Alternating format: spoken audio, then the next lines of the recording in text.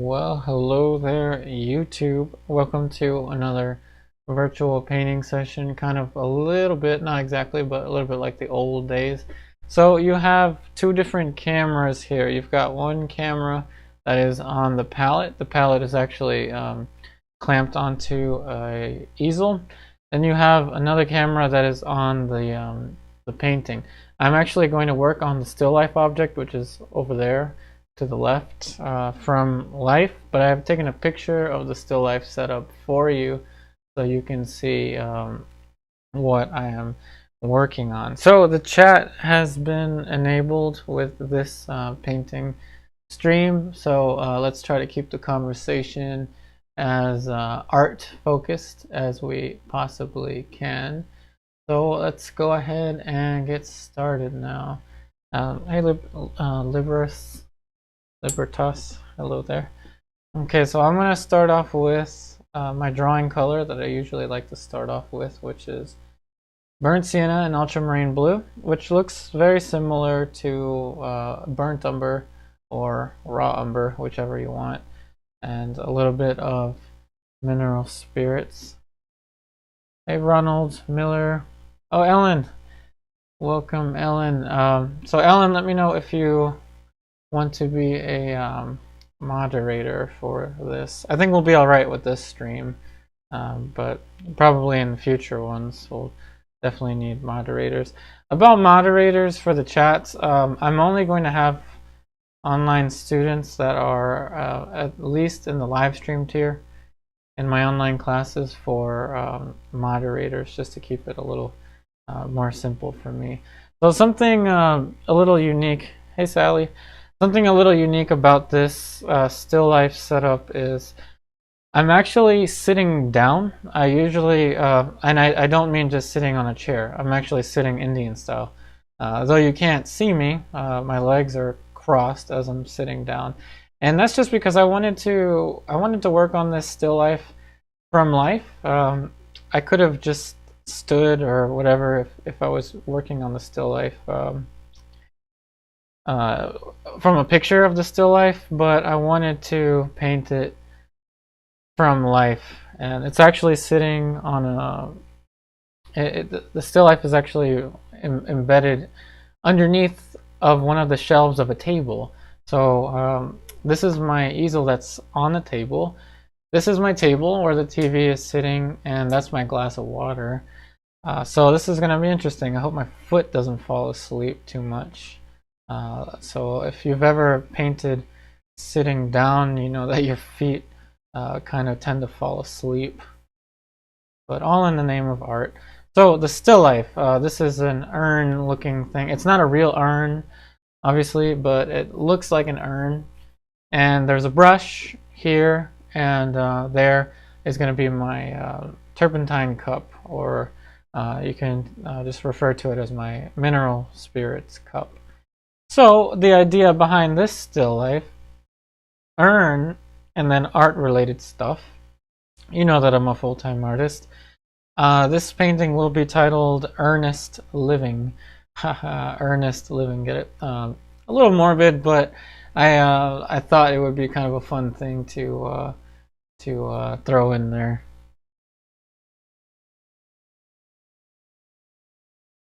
Hey, Ember. Oh, Monique. Hey, Monique. Good to see you there.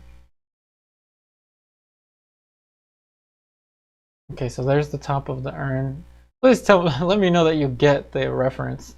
So it is an urn-looking thing. I know this is just one of those like silly jokes, but it's an urn-looking thing, and a paintbrush and a mineral spirit. So, earnest living.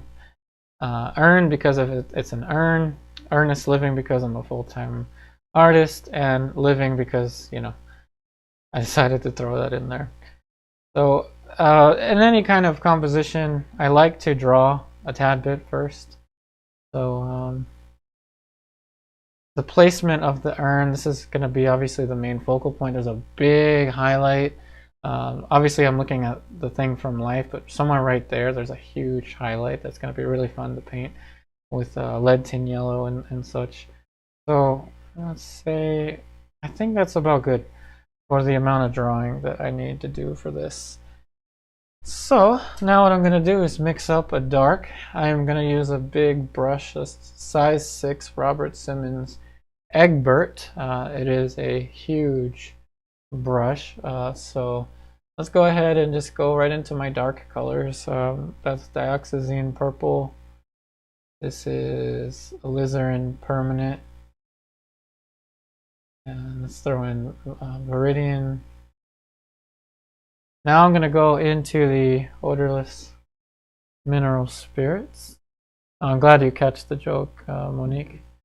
Hey Cassandra. Oh, thank you for your comment there. Hey Rusty, thanks for watching from Texas. Ronald, I'm glad you liked the title. It's one of the few times where I choose the title before I even start the painting. That's kind of funny. So I've thinned out the paint with some Gamsol. So that dark, it reads pretty nice. I actually have taken black out of my palette, and I took black and I took raw umber out of my palette. I used to have it. I used to have those two colors on my palette, and black is a very essential color for a limited palette like the Zorn palette. But I took it out because I like to mix my own darks, and I like to go cross complementary.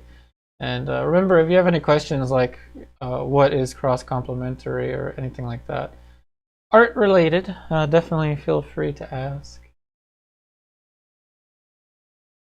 So I'm making this a little more blue.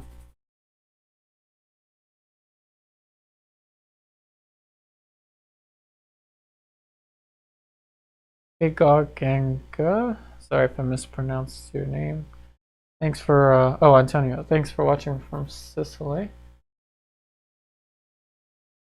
So I like to start very loose and very simple with anything, not just still life or portrait or figure or whatever.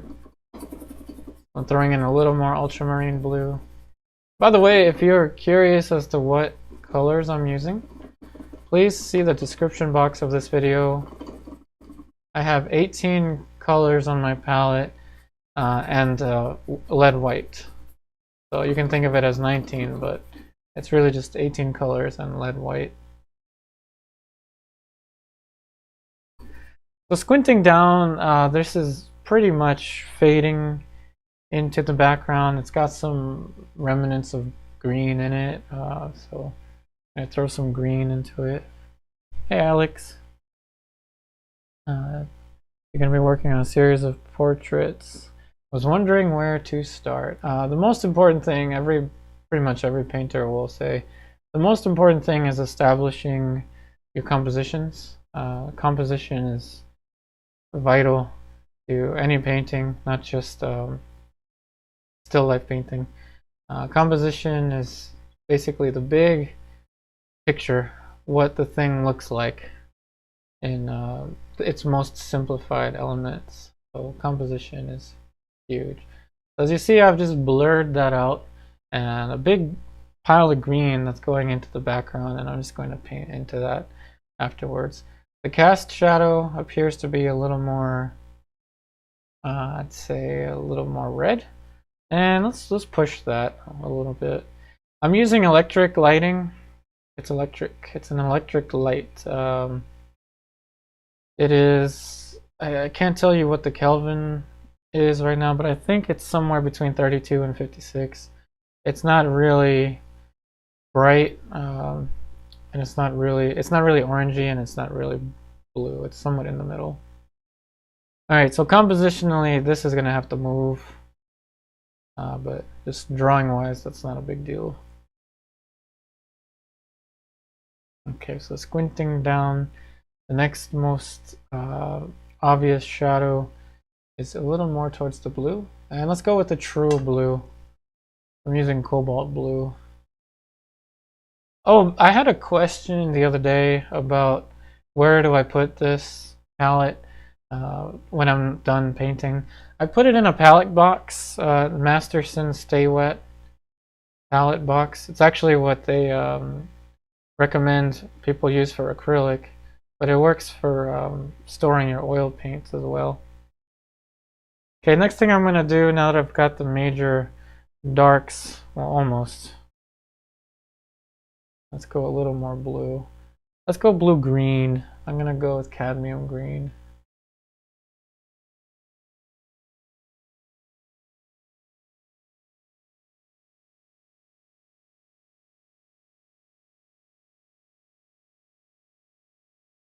Big old dark right there. And once it starts to get too dark, I can always adjust the light sensitivity for you. There it is, it's a little lighter. Didn't realize how dark the room was.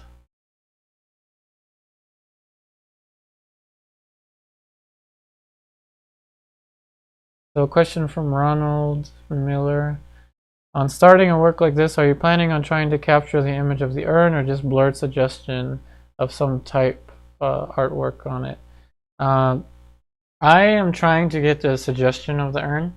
And when you start a painting, you always want to have the most control over it. So I can move this urn a little bit to the left or a little bit to the right, wherever I want. So it gives me the most control. So question from Alex. When painting with oil, do you mix your paint with turpentine or just straight out oil paint? It depends. If I'm trying to cover like the background this quickly, I'll thin it out. I used some Gamsol to thin it out.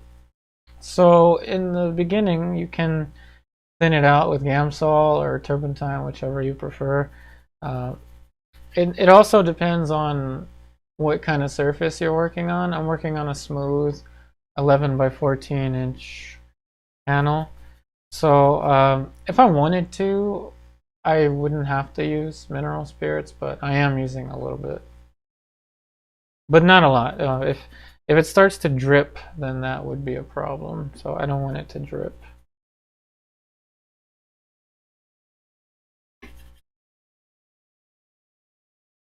Okay, so that brown is obviously a little too. And let's go crazy. Let's use a little bit of Pthalo Turquoise.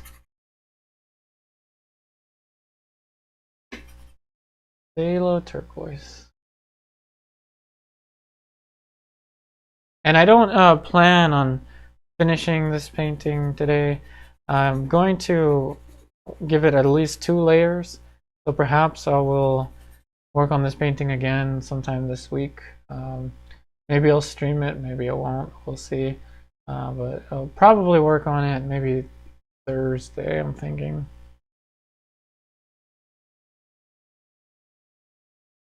Yep, no problem, Alex. So you see I'm kind of playing around with the colors. As soon as I get the table color that I want, and I'll just cover the entire thing with it. It actually leans a little more orangey. So a ton of colors, and I think that's good. That should be close enough.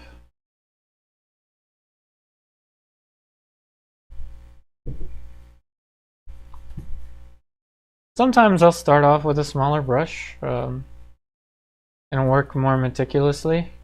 Other times, like this, I'll just go in with a huge brush. Kind of guesstimate things a little bit.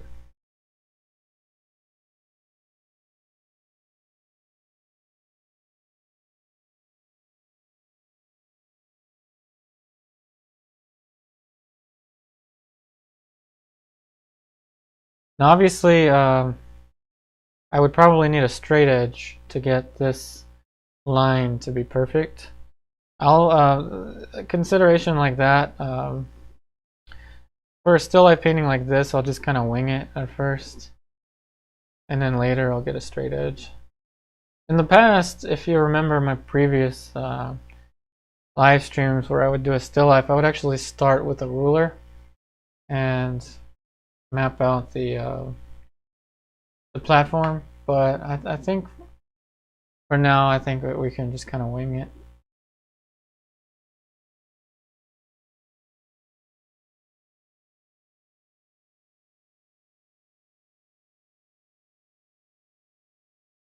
Okay, So some of the platform is going to fit here, which might shrink my palette cup.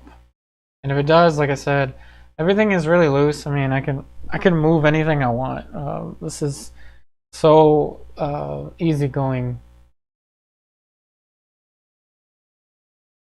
So there's nothing here to stress out about. It's just a basic start where I can cover all I want. And I like to blur my eyes a lot, so I don't have to do much to blur my eyes. All I got to do is take my glasses off. So just kind of blurring my eyes, looking at the most obvious big shapes of color, and I see a big obvious color. So this just becomes like a big brown goldish color. This becomes like a grayish. These two become kind of grayish. So I'm going to change brushes. I'm going to use a size, this is a size 4 Silver Brush Grand Prix extra long filbert. So to get a silver, I'm going to go with, let's gray something out. What's the complement of blue? It should be orange. So we're going to go with blue, Cobalt Blue, and Burnt Sienna.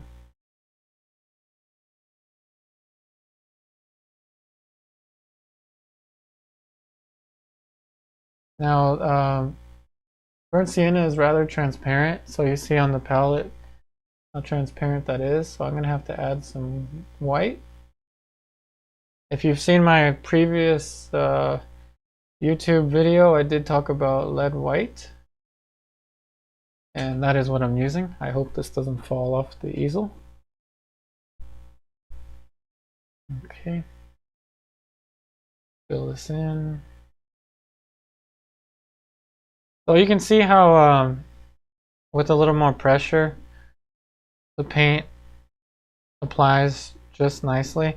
I could have easily put some medium on it, or not some medium, some solvent to get it to glide, but I didn't.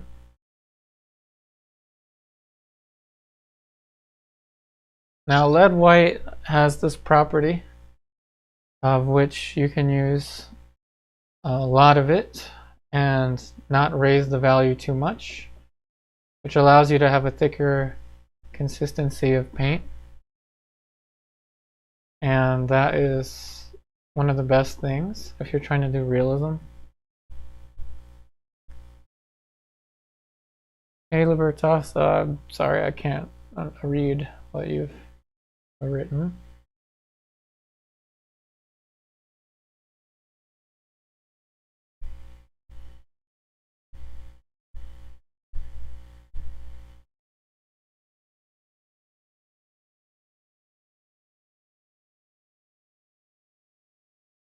Let's throw in a little bit of Cerulean Blue. So there's a shadow here, and the brush starts to get into the shadow.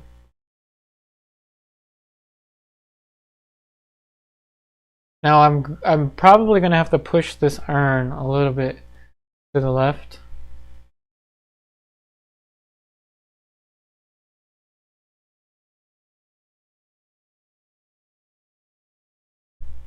But in the beginning of a painting, the best advice I can give you is just chill out, because there sometimes is a little bit of stress, or a lot of stress, that people have in trying to get it all alla prima this, alla prima that. So how about just alla no? Don't worry about alla prima, and paint with big shapes. Take your time, be as meticulous and careful as you can be with the shapes, and let the painting evolve organically, but don't pressure yourself to finish something all in one sitting.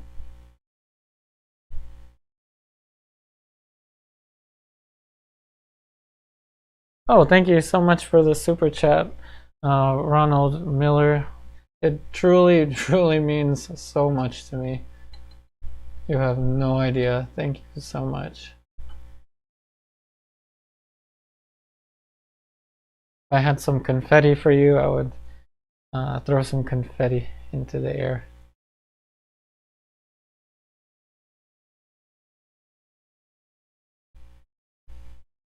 So why am I starting out with this handle instead of the urn?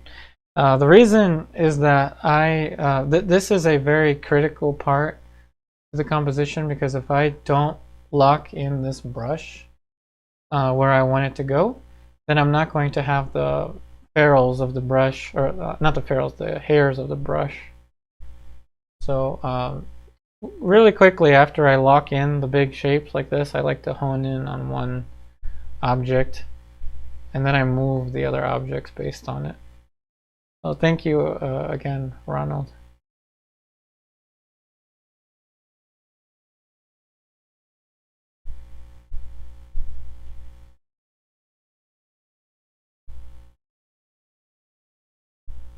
Okay, so whenever you see something like this is not because I painted it that bright. That's actually glare. So you see, with a fan brush you can reduce the glare.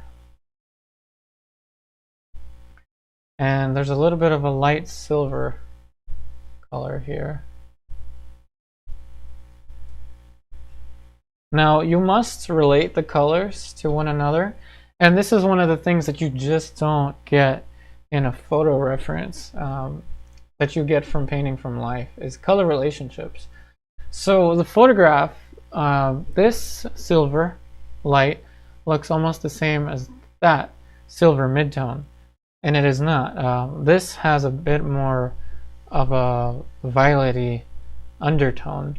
So the reason why you want to work with an extended palette like mine when you're painting anything is that you can obtain a subtlety in the midtone range that is incomprehensible to a limited palette.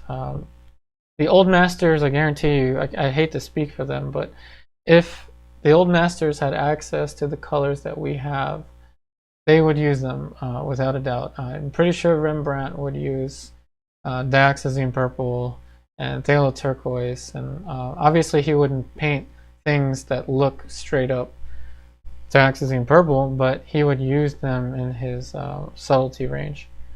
But it's a conjecture. It's a statement without proof. I only hypothesize.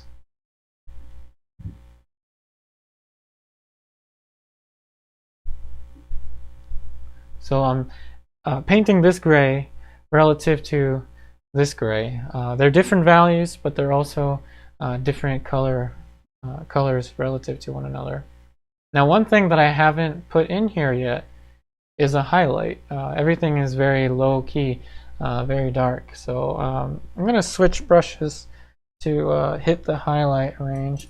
And I've got some brushes here that still have some paint on them because I was painting earlier today.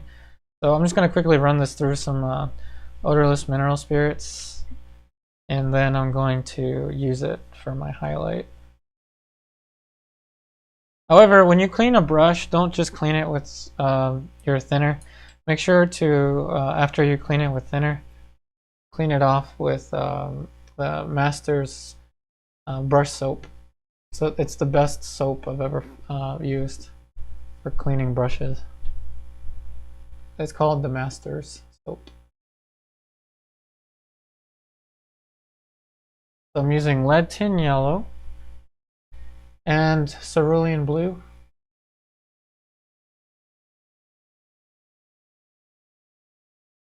Like I said, lead white has the property of which you can use more of it without raising the value.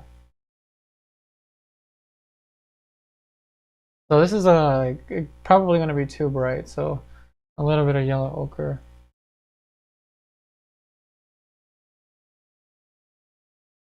Cobalt blue.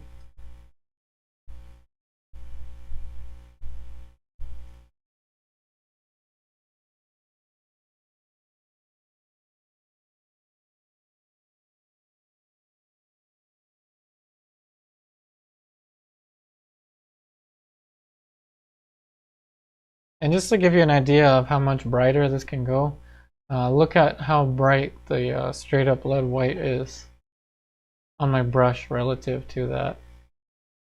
Now, I'm not going to put straight up white on it. It has to have a color. So let's go with a tiny bit of Cerulean Blue again.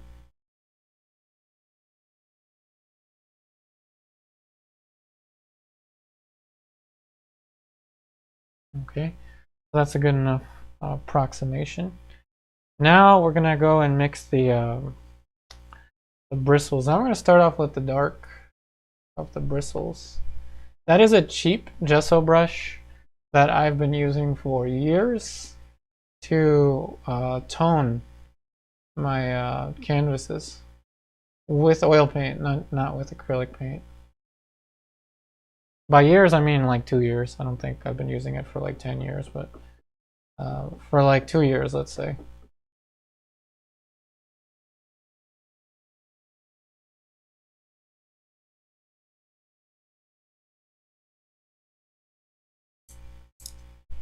Now for the dark, I'm gonna go back to my drawing brush.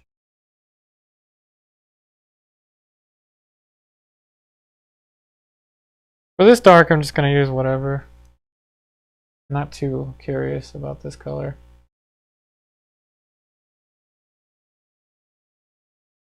And you can always sneak in some color. I'm throwing in some Pthalo Turquoise.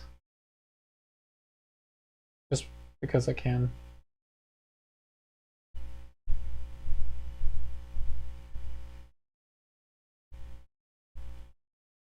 So that's good. That's perfect. That's exactly where I wanted the ferrules to, not the ferrules, the bristles to end up. The question from Ronald: have you ever done a still life in monochrome format, then put transparent washes of color as some old masters did? I really enjoyed doing one this way before. Not really. I have done thin transparent layers for portraits, and we started my online classes start off with the classical approach. So we did use transparent layers of color over top of a monochrome, but not on a still life. No, I don't think I've done one on a still life.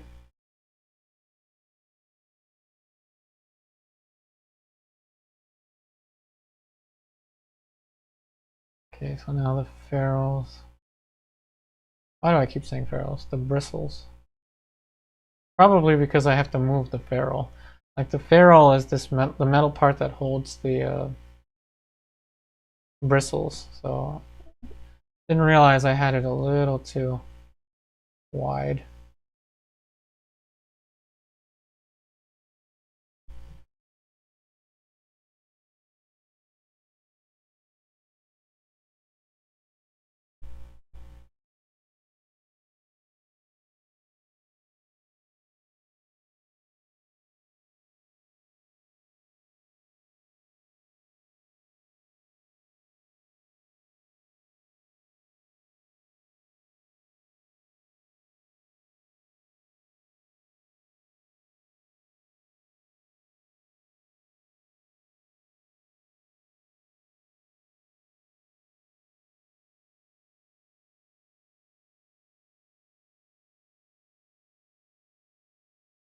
So there's a kind of a sharp edge to the bristles here. And squinting down, I'm trying to get the value range as correct as possible.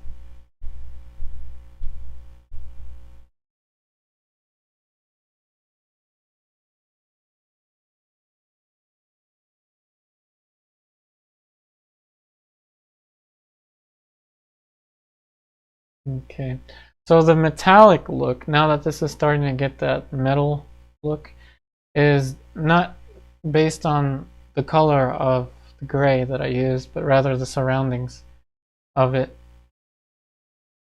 So if you ever find yourself trying to paint silver, there's actually a lot of greens and blues surrounding the gray, but a gray itself can look silver if you surround it with the right colors.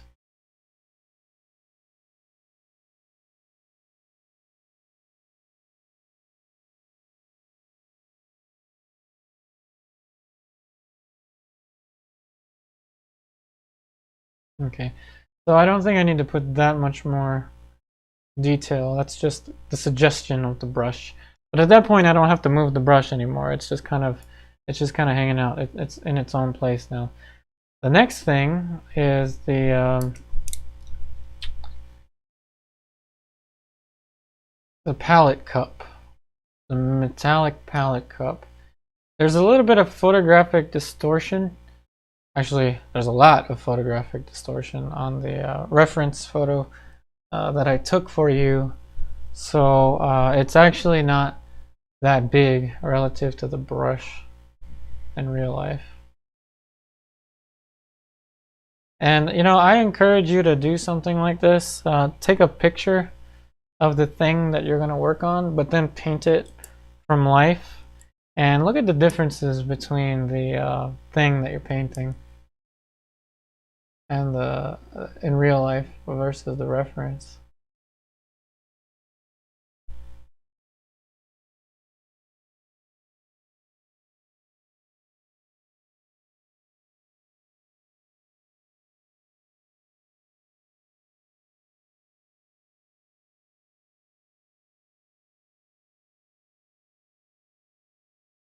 Okay, so now I'm just using the wet paint to sketch out the edge of the palette cup.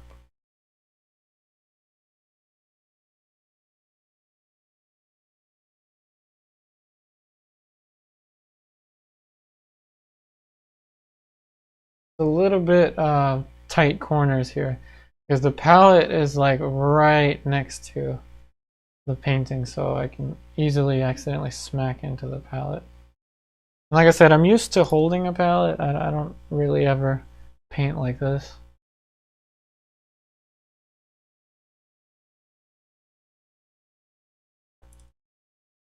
Okay, so let's get the metal color.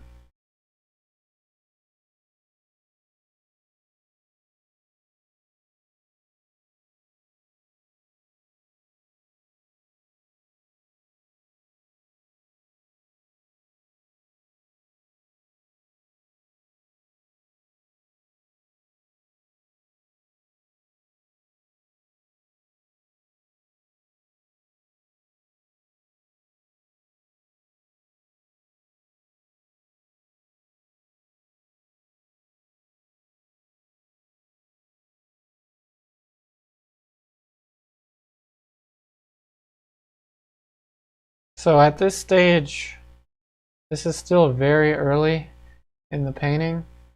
So again, if I need to move something, it is not that hard to move it. So a lot of times painters will kind of settle with what they get in their first couple brush strokes. So I have been trying a little more frequently these days to not just settle with the first couple marks that I get. So I will eventually push some things around. As you saw, I've been moving this palette cup. And the same thing applies to a portrait. If the nose is no different than this palette cup. It's just a bunch of shapes of color. Alright, so the chat has gone kind of quiet, so I'm going to ask you all a question now instead of talking at you. What is on everyone's palette? What colors are you using for your painting projects? I know that can be a long question if you're using 18 colors like I am, but we've got time, so definitely feel free to write out the answer.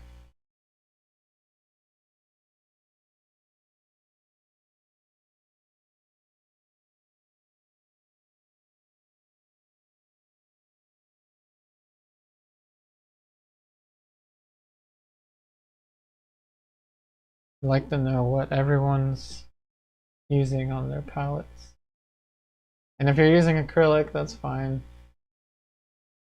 Acrylic counts too.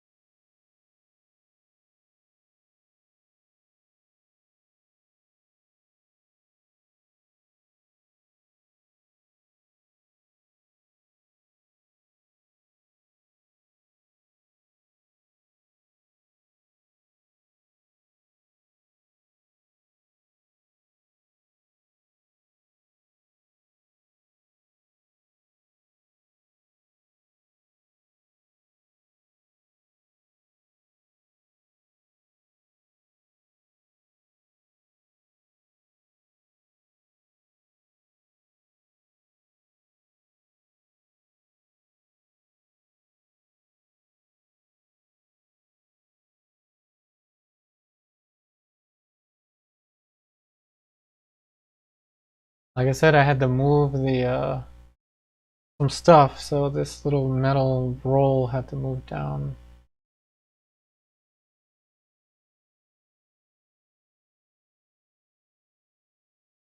Oh, cool. Let's see. So Monique, my very basic palette is titanium white, cad yellow, red, permanent, alizarin crimson, cobalt blue, ivory black. So that's good. You have two reds. Let's see. You have basically two blues and a yellow. That's good. Thanks for sharing.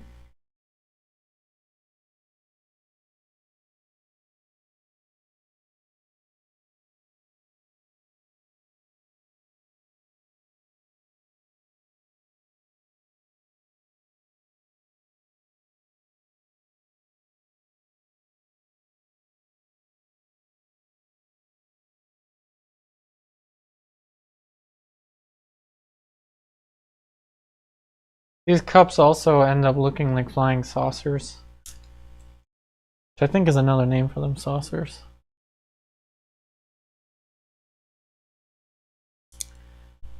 Yeah, like so we use the primaries for the most part. That's good.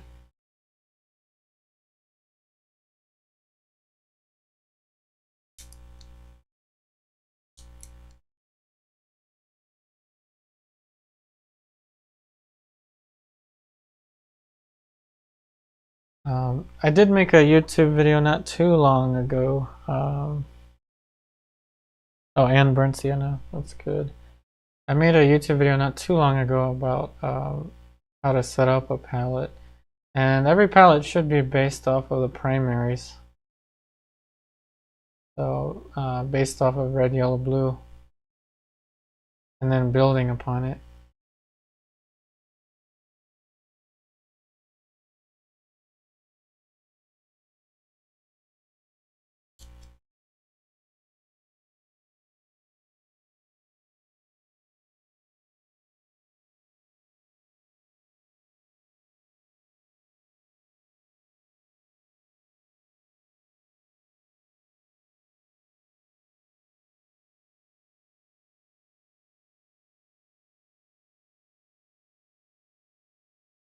Alright, so now let's give the palette cup a rest. Move on to the urn. So the urn is going to have to move a little bit. Hey Brian Wong, it's a good color setup. Titanium white, cad red, cad yellow, ultra blue, burnt umber. Good. Very well, based off of the primaries. Let's see what you've got. Ellen, cobalt blue, alizarin crimson, cad red and yellow, yellow ochre, cadmium green. Oh, cool. So I guess you use alizarin and cobalt blue for your dark. Cool.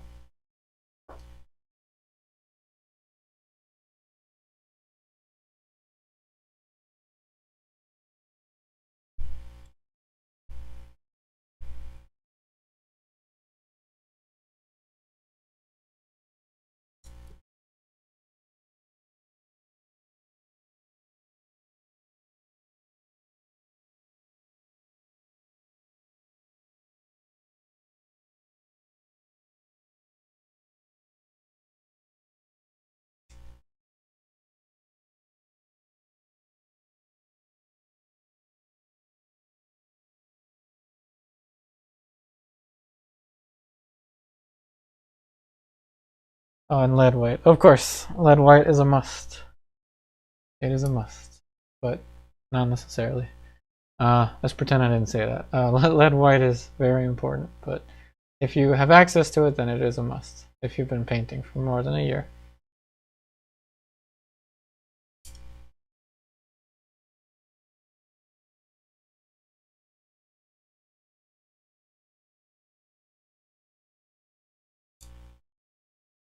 Okay, so there's this gold looking strip here. I'm gonna See if I can work my way up to that. It's going to be fun to paint. I'm going to share with you my favorite colors to mix to get gold.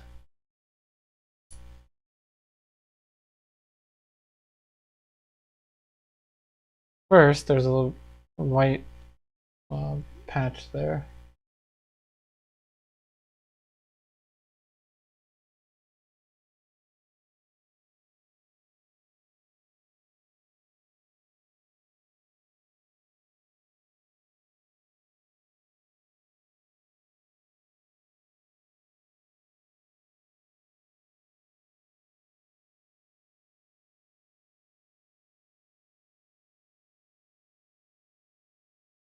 So I'm looking slightly down at the urn, but you've also got to consider perspective. If I was looking straight at it, this curve down here wouldn't be that curved, it would be closer to straight.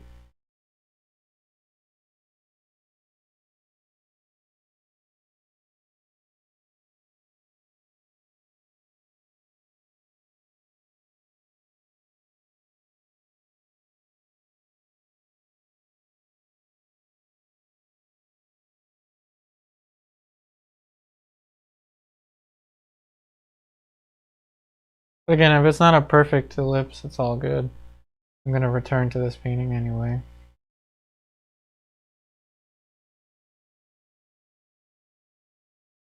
I'm closing one eye. This is a little lower relative to the brush. Not that way in the picture. In fact, the picture, I think I took the picture a little bit higher up than I'm looking at this.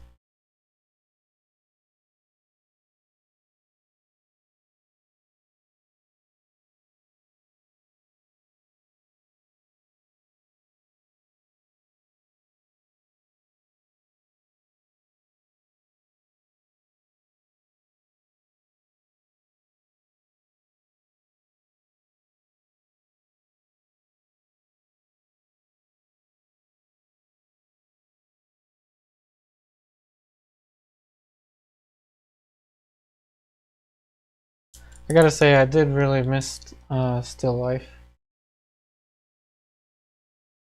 If you've been watching my YouTube, you may have seen glimpses of some of the more complicated paintings that I'm working on. And it's just nice to have something that's so simple.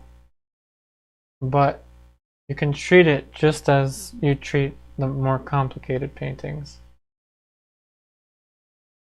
So just because this is smaller and got less stuff in it, there's only 3 objects in it, you can go in incredible detail with these objects.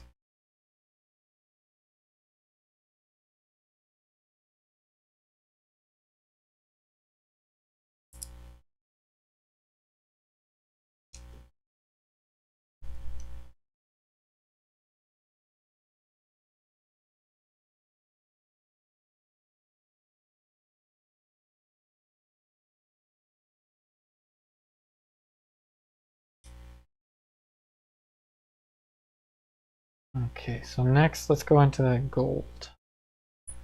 I'm going to clean off my light brush.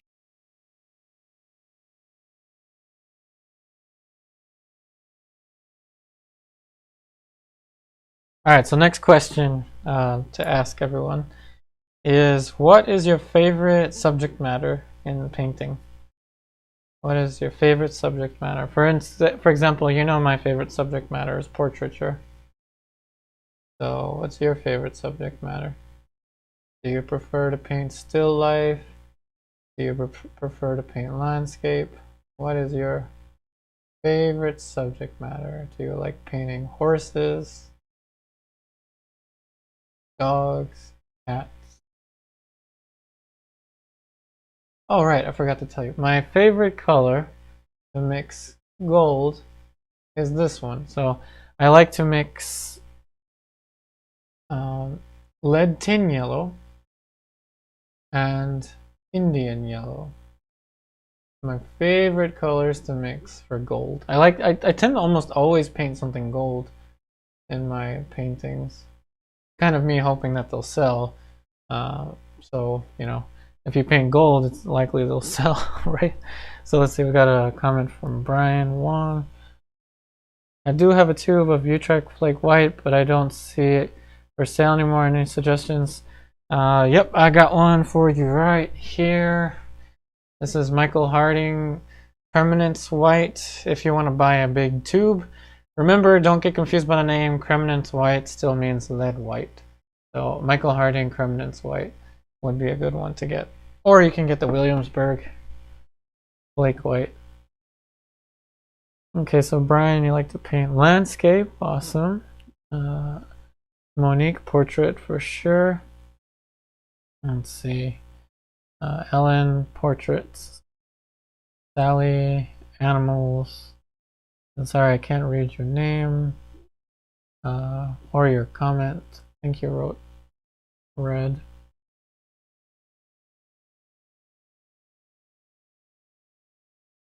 Yeah, so if you write to me in another language, I probably can't read it, so I apologize for that.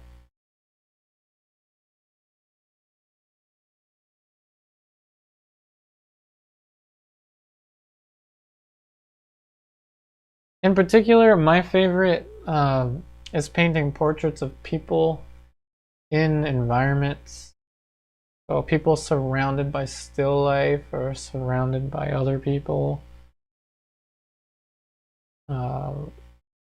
That's my favorite. And if I can one day afford to pay for models to pose for me in a big studio setting with all the props and everything, like Nelson Shanks, that'd be my biggest dream come true.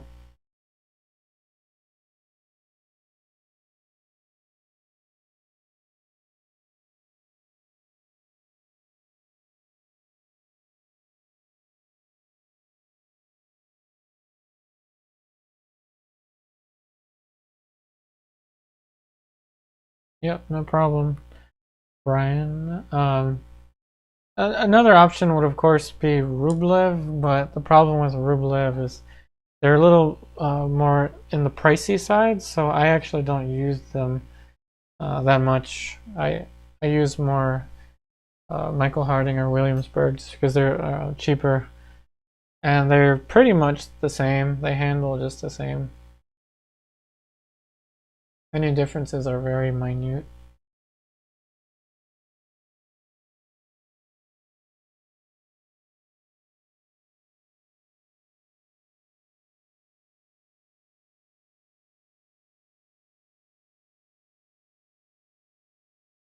Now we're getting this golden color.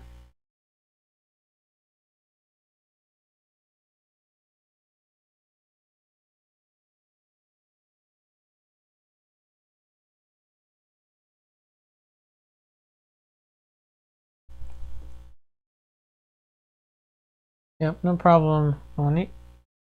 Thanks for watching.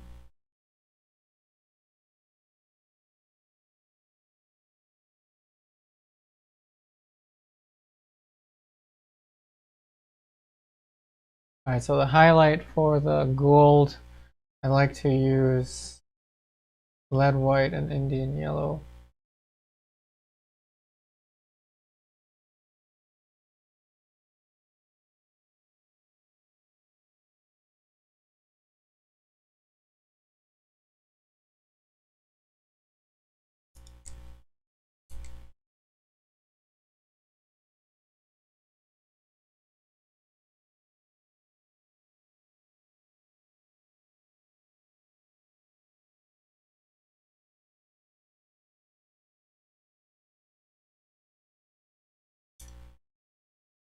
Okay, so next, when I blur my eyes, all of this is just one big brown looking thing, so it's gonna be a little tough because of the patterns. So what I'm gonna do first is fix the contours, and then before today ends, I'm gonna have to sketch something in there. Excuse me, I'm gonna have some water.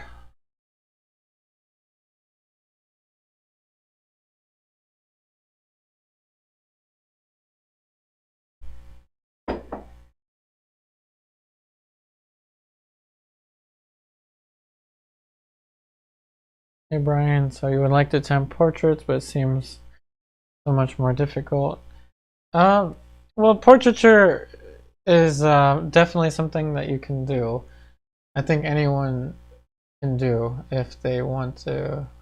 If you put the effort into it, you will succeed. And what's most important is to have the right direction. I always say this. Excuse me. I'm very fortunate. I've had some of the best teachers I think I could have ever had in the East Coast, and I've just got really lucky.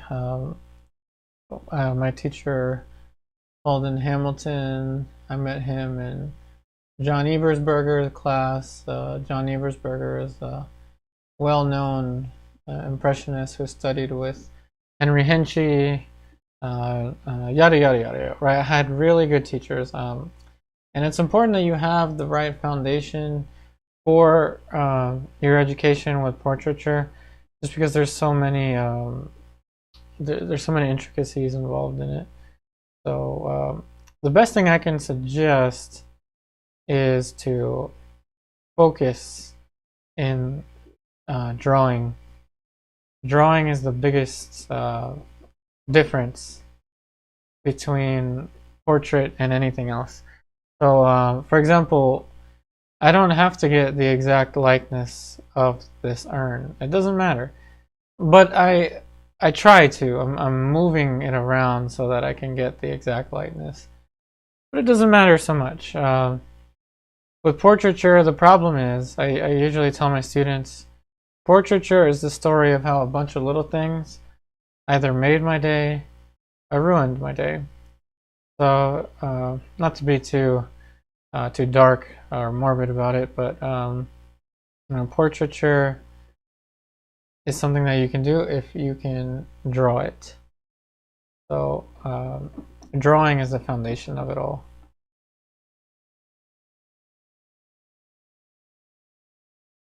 Hey, Angelo.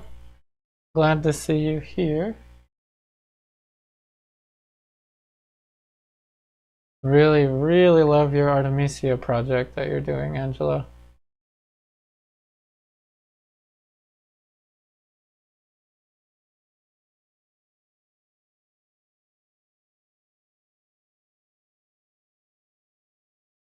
Oh yeah, I totally agree, Brian. I wish I painted more landscape. I really do, but my heart and soul goes out to portraiture.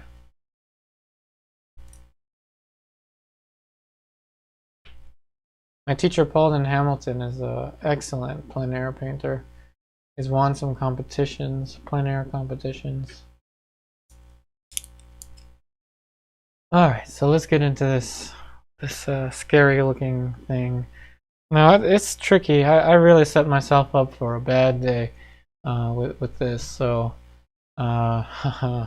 I'm going to go with the dark outside of the edge first.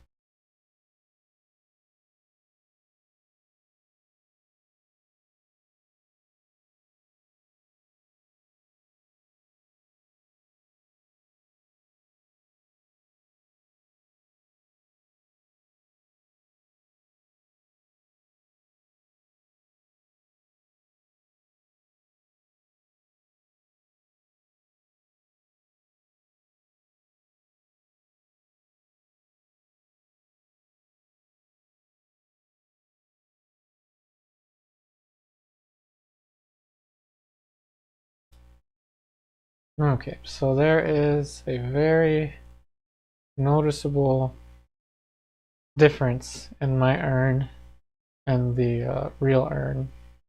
That has to do with the width.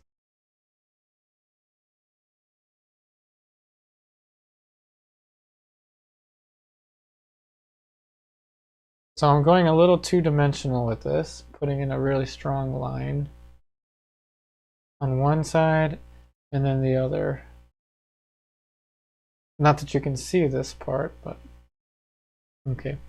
Next thing I'm going to do is with the big brush, something similar to the background or the foreground color with a little more green in it, I suppose. There is a painting within a painting, which is what I liked about this urn. So I will paint that painting in there next time. So I'm going to do my best to paint this very thin. So I'm adding Gamsol and Neo-Megilp medium. So Neo-Megilp medium is a fast dryer. It's not too fast of a dryer, so I'm going to have to add more lead white because lead white tends to dry pretty fast. So I'm going to cover this whole thing thin color, and then I'm going to paint into it. I'm going to guesstimate some of the shapes for this 2D design, and then next time I'll go in with a Sable brush and make those designs more specific.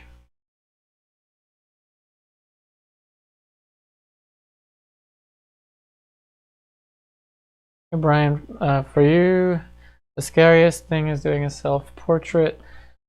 I hear that a lot. Don't feel bad. I have self-portraits as projects for many of my projects. I think 3 or 4 of them involve self-portraits. I think 3, actually maybe just 2. I'm getting ahead of myself. But I do have self-portrait lessons in the online classes. And I'm currently working on a self-portrait because I'm kind of running out of models. So every time, it's kind of funny, every time you see me paint a lot of self-portraits, it's usually because painting sessions have been closed down. So I will probably be doing some more self-portraits in the foreseeable future.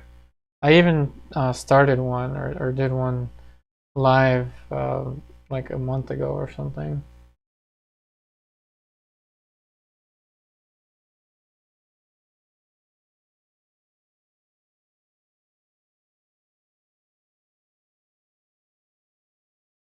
Hey Edward, great. It's so great to see you again. Facing your fear right now, painting landscape from imagination. No reference, just full imagination. Now that is very admirable. I've done that once or twice before. It's a lot of fun, but it's also challenging in the atmospheric perspective and all that.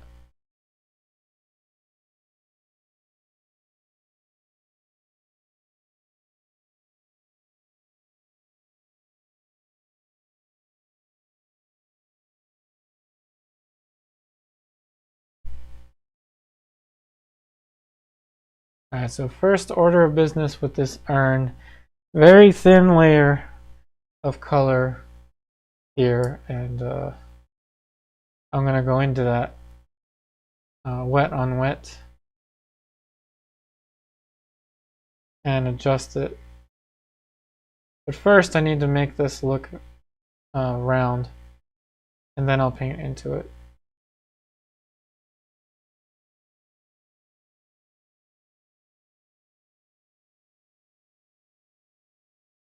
And I'm using a bristle brush, so it tends to pack on a lot of paint.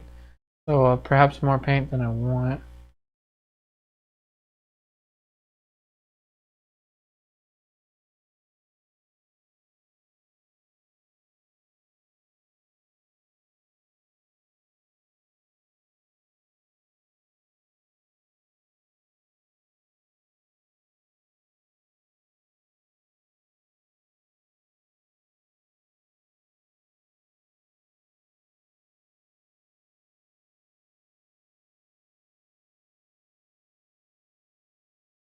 You know, that is a good question. Now another question to ask everyone is, oh, hold on. So question from Brian: do you usually let the layers completely dry before continuing on to the details? Not necessarily. I'm going to do my best to get into some details with this today.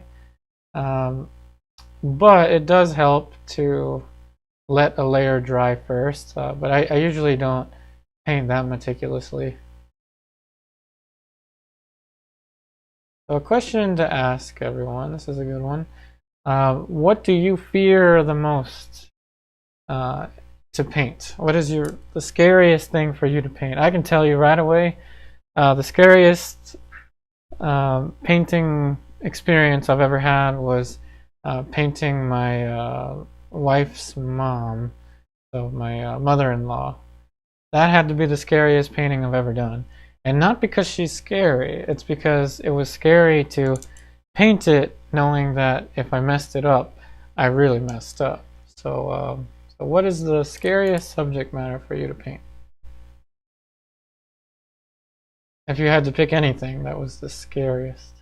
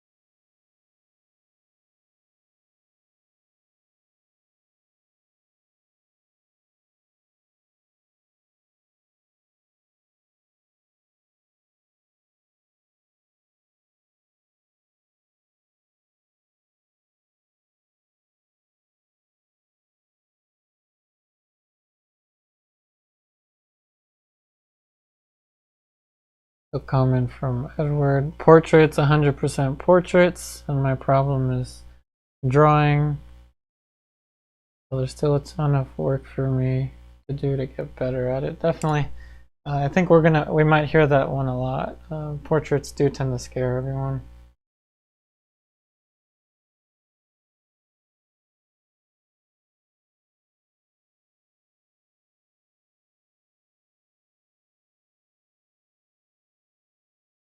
Yeah, another one for the mother-in-law portraits.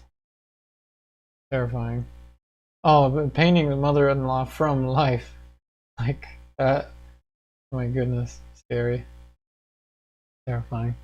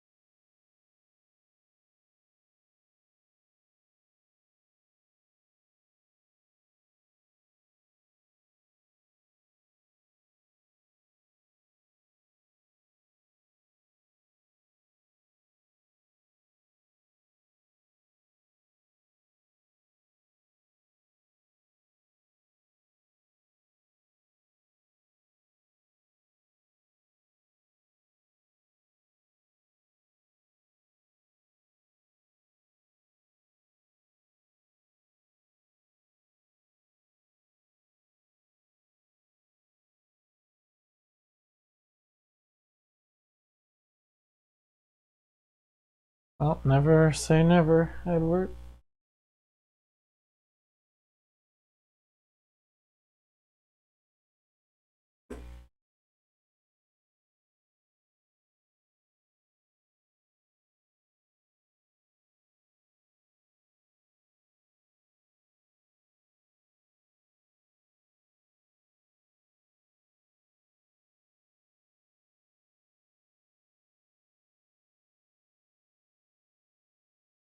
You know, the best advice I can give anyone towards portrait drawing is definitely, you're gonna hate it, but it's definitely self-portrait.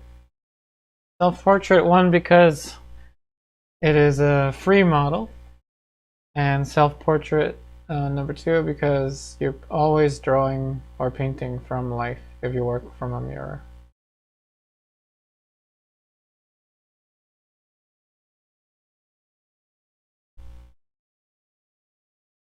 So Ellen, you're afraid of painting landscapes and gardens, really? Huh.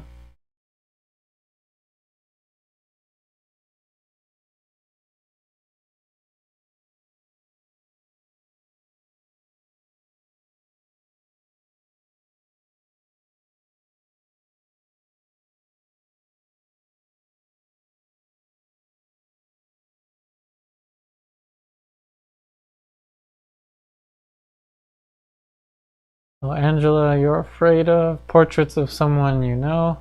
Oh, definitely. Things you haven't painted yet. Commissions, big painting, detailed master study. Well, I'd say your Artemisia is definitely very, excuse me, very detailed. So for those of you that don't know what I'm talking about, Artemisia, there's an Artemisia master study that I have in my online classes as one of the projects, and Angela is doing a superb painting of the Artemisia, and Ellen has done an excellent job with hers as well.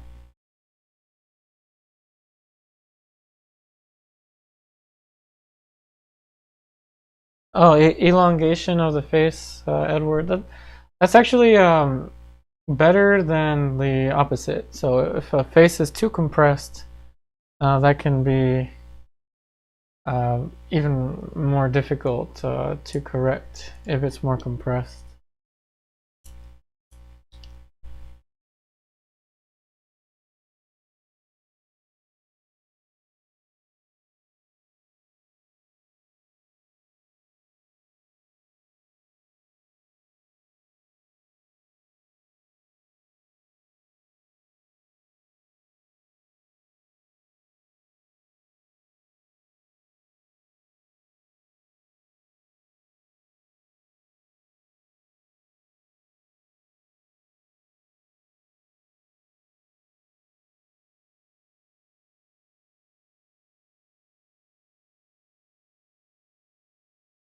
Yeah, no problem, Ellen.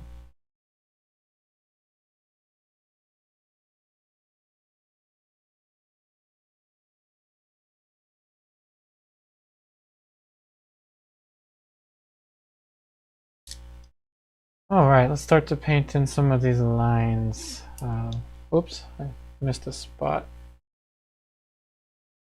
Okay, so some of these detail lines now.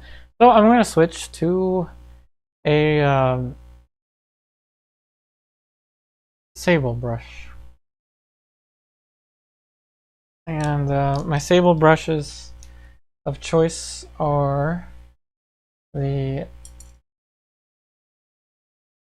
Pure Red Sable by Silver Brush Pure Red Sable. It's also listed in the description box. So where are these gold lines gonna go? Let's see. Let's just use the gold mixture that I had before. Make it a little more orangey. Use Neo-Megilp.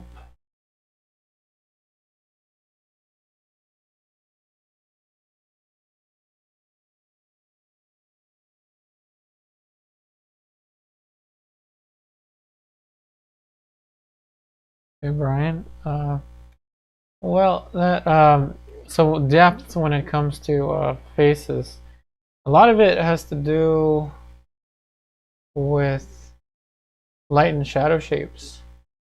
So one thing that may not always be as evident is how important the basic light and shadow is, and that alone can capture depth really, really well. Alright, so here's where the detail stuff comes in. So I'm gonna have to breath.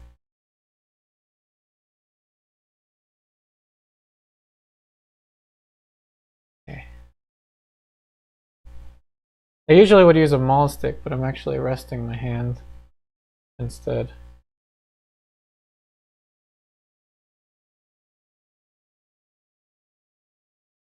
Which is a trick that was taught to me by another teacher.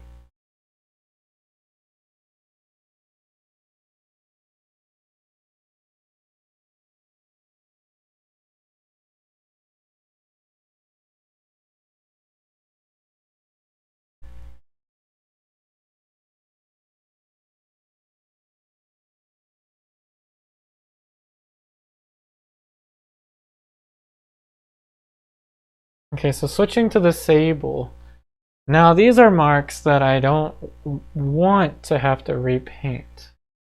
So I better get them right. So since I'm sitting down, I should have probably stretched a little more, but since I'm sitting down, I'm looking at this from distance now. And seems to be correct. And I know that this painting is really dark, so once we start to add that light, it'll make sense.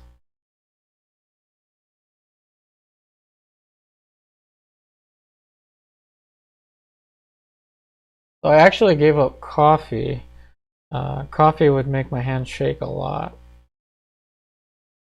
but obviously it still does.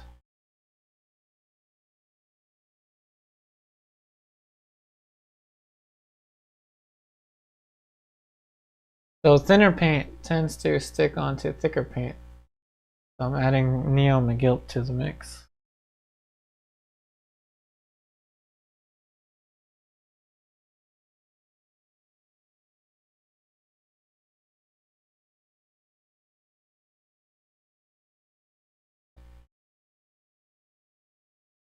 I'm using cadmium yellow and chrome yellow now into the mix.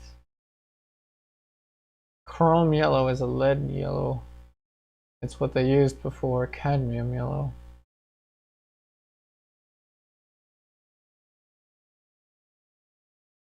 Okay.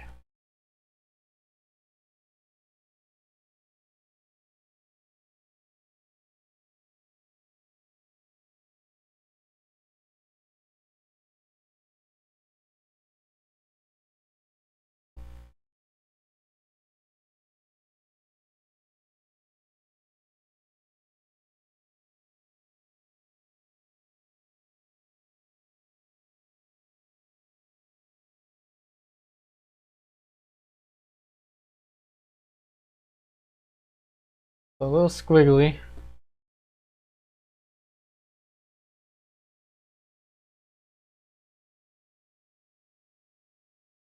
Oh well, squiggly adds character.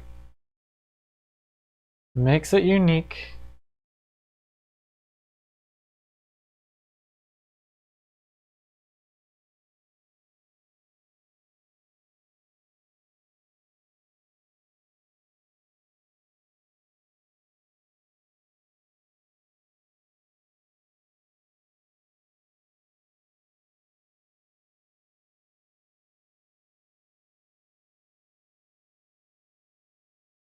Alright, so next question to ask everyone.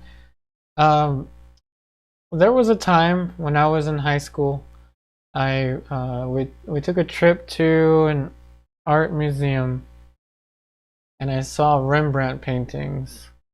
Not for the first time, but I remember specifically looking at Rembrandt paintings. And that motivated me to start my first oil painting. So, what motivated you to start or do your first painting? What was your motivation? So, question to everyone. What was the biggest motivation for you to begin painting?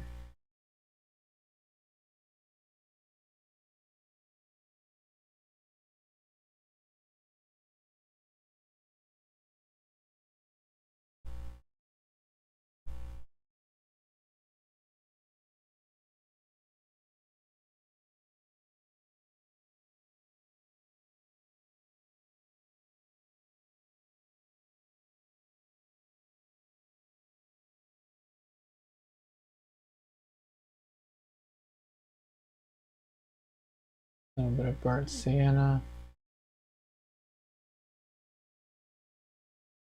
Cadmium green. Viridian.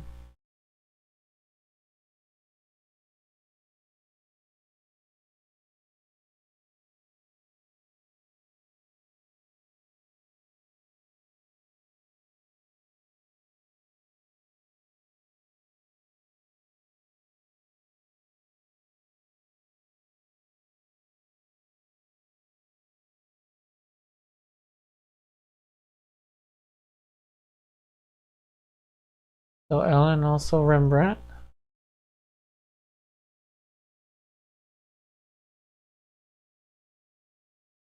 think we might end up getting a lot of Rembrandt responses.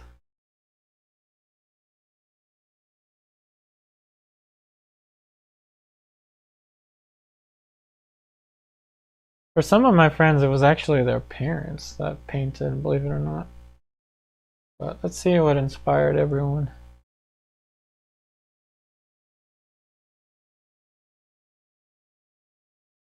Alright, so now the details stuff, the fun stuff that goes into this. So I'm going to use another Sable brush. And I'm going to use a cat's tongue. This is a pure red Sable Renaissance, size 4 cat's tongue. Not made from cat's tongues.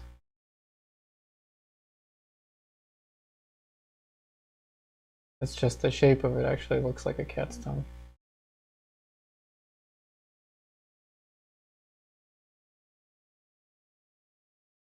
So Brian saw some art on the ceiling of a hotel and thought maybe I could do that too.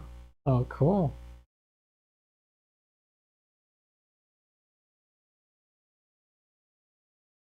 So Edward, so motivation went back when you were 5. You wanted to be an artist for no reason.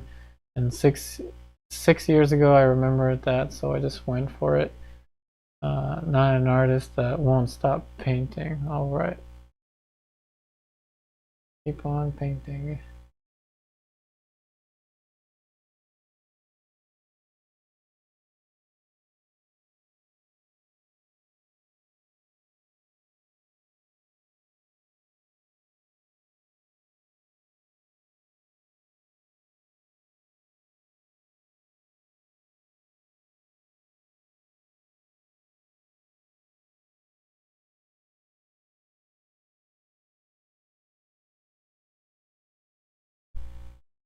Sorry, I can't see the bottom of the palette.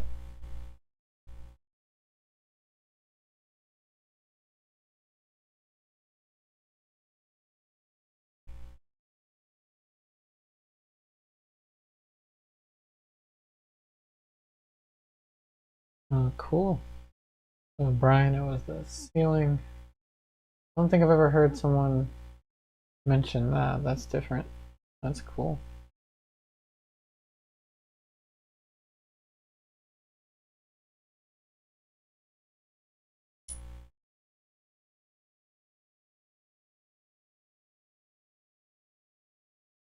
Now obviously with this I'm not going to paint all the details today because I'm running out of time. So I'm just going to paint what I can.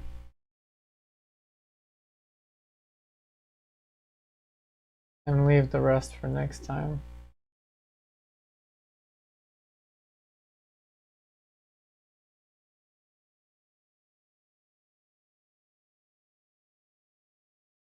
And it's not going to look exactly like the original.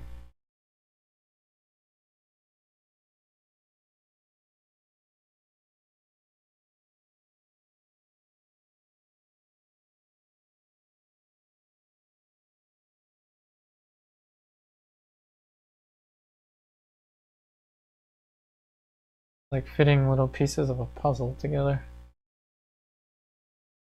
So Edward, what's the most time you've ever been painting in a single painting session? Oh, I can paint for hours. I think the most I've probably spent painting in a single painting session was probably like maybe 12 hours. Obviously taking breaks, like going to get lunch and stuff, but yeah, I can paint for hours.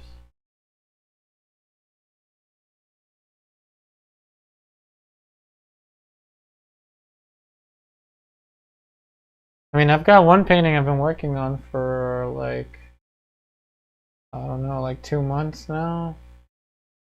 Non-stop, kind of. I mean, I took a break from it, but I'm gonna work on it again on Thursday.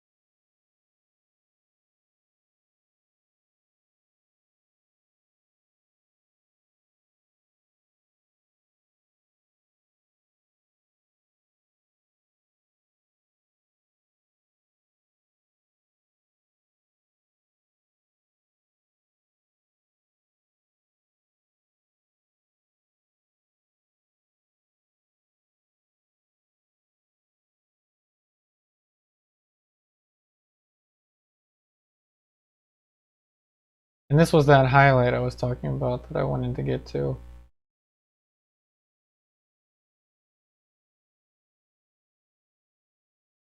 In the beginning of the painting.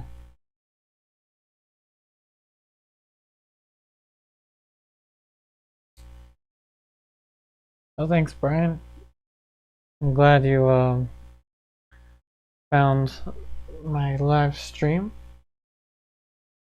I'm hoping I can be back same time on Thursday, if not the same time next week for sure. Like I said, I want to be a little more consistent this year with YouTube uploads than I was last year. Let's put that highlight in there. So it's cadmium yellow and lead tin yellow.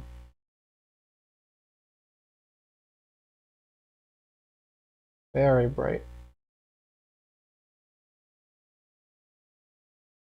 So yeah, Brian, my YouTube channel is mainly about portraits. So it's interesting that you found me here doing a still life. That's cool.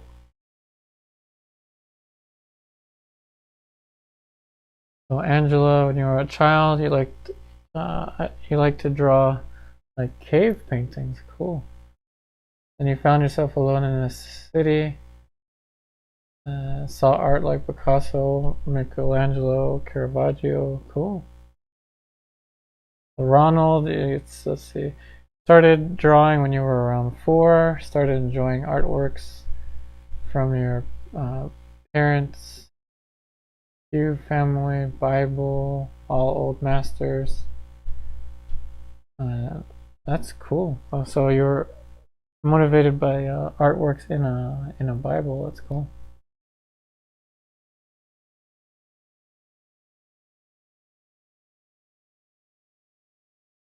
Angela, just paint to relax. That's good. Although we know sometimes painting can be anything but relaxing.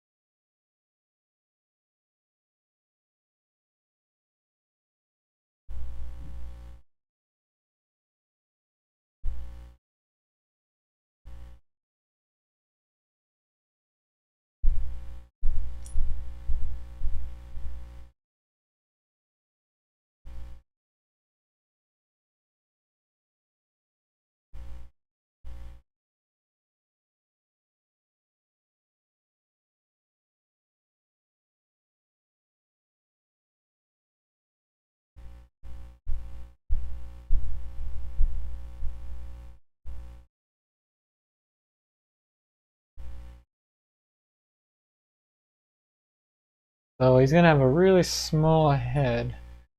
So I don't think this little character is gonna have much detail on his face.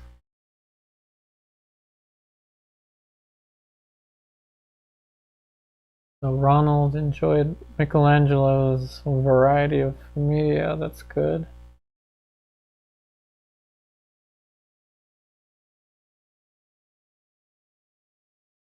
So Brian, the other fear you have is showing your work to other people. Oh yeah, me too.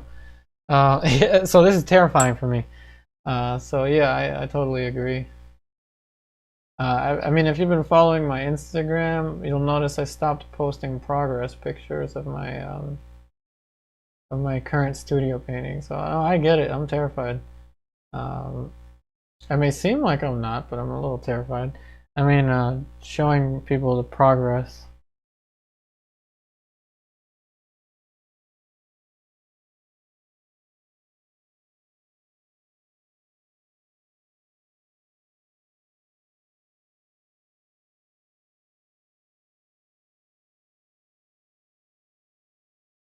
Hey, Dr. Harris, welcome back. Yeah, it's been a while. I took some time from live streaming, but I hope I'll be able to do more. A mix between live streaming and pre-recorded this year.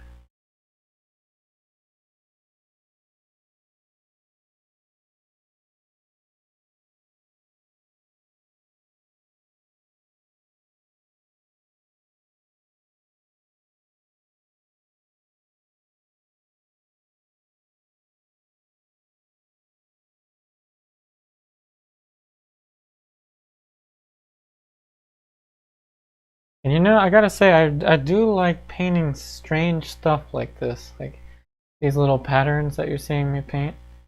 Um, if you look at my Instagram, if you see my most recent paintings, I put a lot of reptiles and stuff in my paintings, and I like to do that. I like variety, things that are not that predictable in paintings are things that I really like.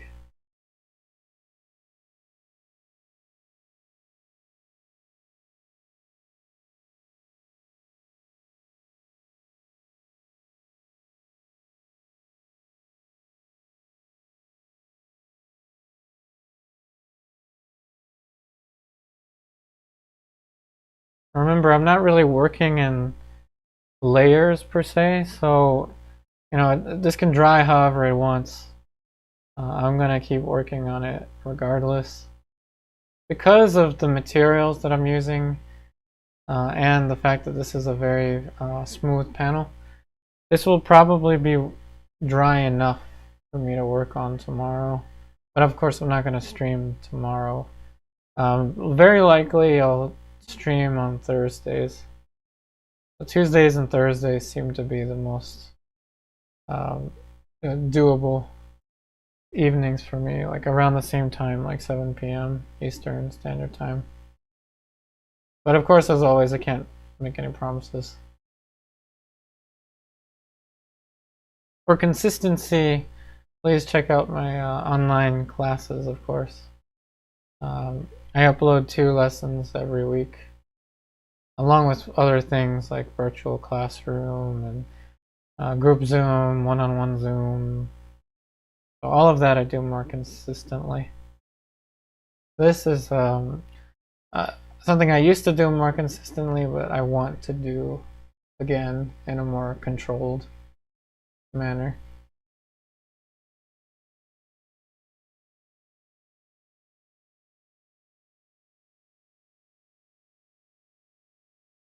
Edward, I don't like showing progress. That's why I make small paintings every day so I can spend like 2 hours warming up then working on bigger paintings. And those small paintings are the things I post. Cool. I definitely know the feeling.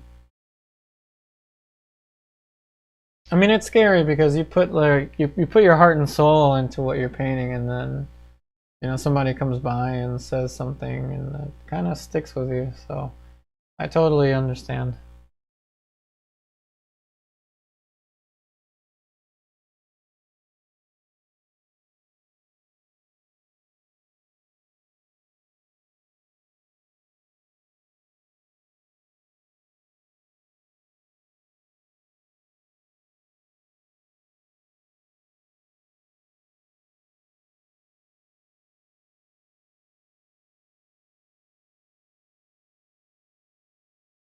Oh, good, Ellen. I'm glad. Oh yeah, that's right, Ellen. I gotta make you moderator. Oh, there you are. Now you're a moderator, Ellen. Thanks for reminding me.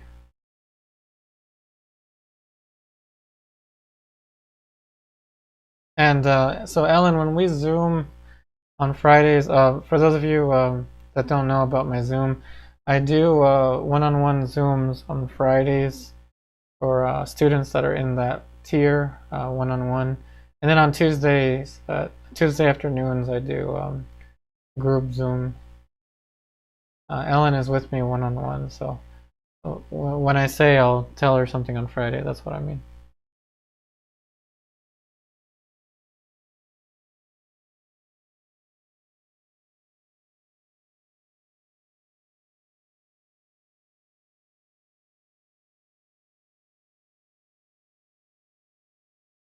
Hey, Nitz Sutar.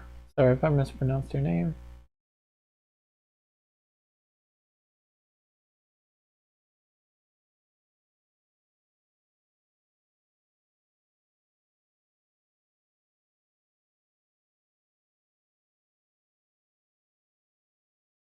Hey, Dr. Harris. In still life, you tend to avoid painting objects with small patterns. I love objects with small patterns. There's just so much unexpected stuff in the patterns.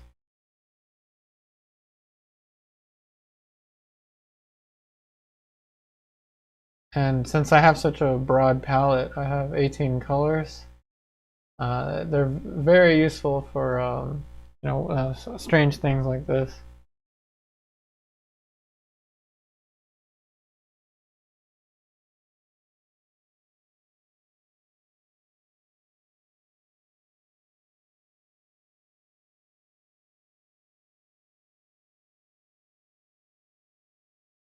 It's kind of a compositional roller coaster when you paint something like this. There's all kinds of things going every which way. Oh, good. Thanks, Angela. Yeah, Angela and Ellen and Sally and all of my online students that have been here with us today have learned so much with me in the online classes. It's great. For those of you that are teachers, whether you're teaching in grade school or high school or college or university or whatever, it's just such a great feeling when your students progress. But if anyone's curious about the online classes that I teach, they're for every level, whether you're just a beginner, like literally just started painting, or if you've been painting for years. So it's meant for any level.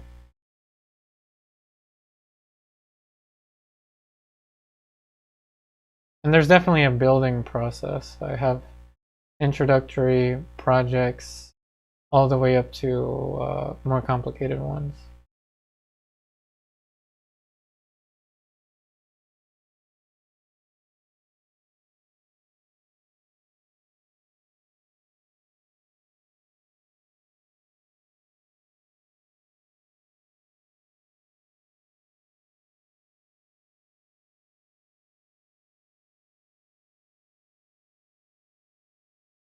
Speaking of feedback, that is true. I do make a video each week for students, giving them feedback for up to two of their artworks each week.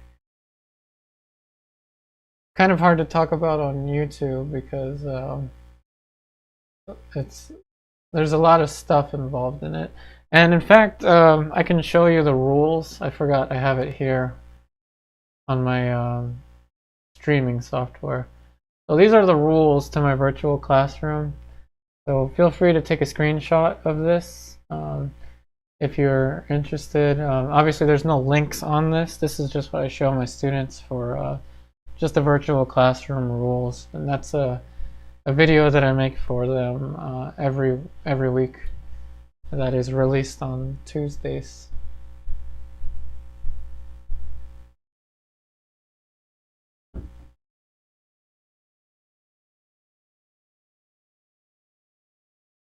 So I think I'm just about almost ready to call it a day. So I'll paint this green leaf, and then I think that'll be good. I'll continue working on this whole painting next time. So I'm hoping, fingers crossed, I'm hoping I'll be able to do this more consistently. So if you want to watch the continuation of this, I will be hopefully streaming this on Thursday. So also whenever I stream this again, I'll also be more specific, I guess, with the patterns there. I do plan on selling this painting if anyone knows anyone. So if you know somebody that knows somebody that collects artworks, this still life, whenever I finish it, I will put it on my Etsy. So that should be it. I'm gonna leave it at that. So let's see if anyone has any last minute questions.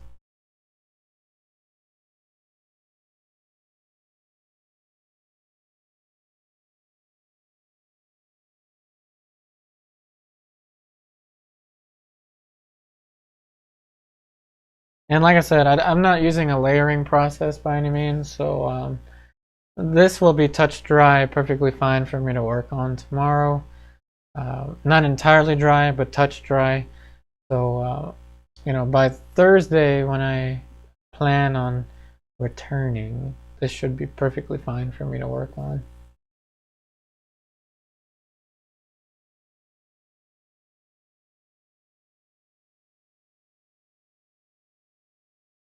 So I'm just going to hang out for a couple minutes, see if anyone has any questions.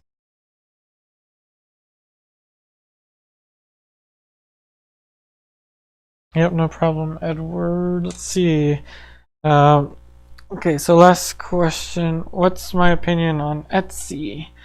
Is it a good source of income? And it can be. Etsy is a little harder to use than it used to be years ago.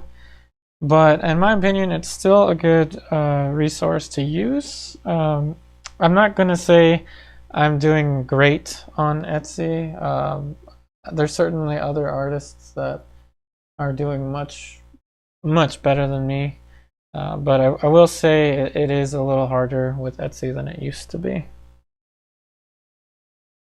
But definitely worth, you know, it only costs 20 cents per upload of a product that you want to sell. So it's not like they charge that much. So it's definitely, I'd say, a good resource.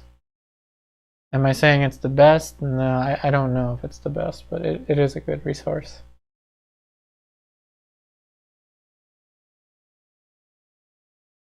Thanks, Ellen.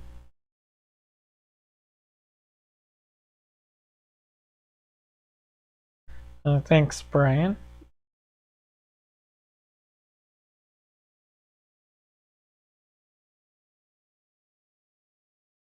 Ronald, do you have major trouble putting down a brush? You know, my best advice for that, Ronald, is just think of it as an ongoing painting. So, for example, I'm gonna go to bed tonight, go to sleep. This is something I can work on whenever I want. You know, it's not like the model is going to just get up and walk away. You know what I mean? Like, especially if you're working from still life or from pictures. So it's just, you know, don't think of it as it has to end a certain way, is my best advice. Yep, no problem, Edward.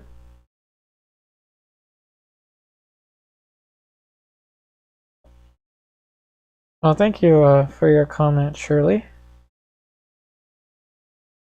If you want to start painting and you're a little nervous, my best advice is just don't think about it. Just start painting. Don't think about it. Whether you're using acrylic or oil paint or gouache, even if you're using crayons, it doesn't matter. Whatever you want to use, just do it. My best advice is to just start drawing with whatever you have, whether it's color or pencil, any media.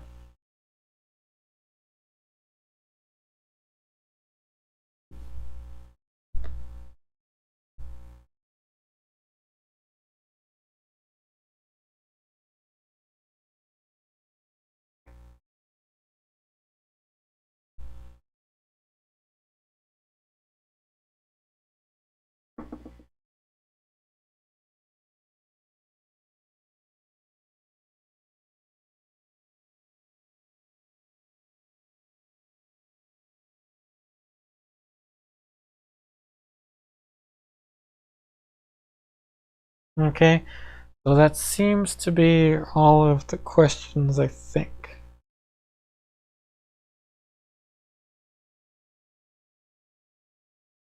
Okay, so once again, thank you so much for watching this YouTube public live stream. Remember that I did make a playlist not too long ago of my live painting sessions, so I added this one to the playlist as well. So if you missed any of the live streams, including this one or the previous one, or it's at some point, just look at the playlist. I should have, I think, maybe like more than 3 of the most recent ones. So I'll be adding these live painting sessions into the playlist. So once again, thank you all so much for watching. I really hope that my YouTube videos are helping you out. Remember, if you want to take your painting education with me further, please check out the online classes. Once again, that's patreon.com/upariartist, also listed in the description box of this video. Take care, and I'll see you again very soon.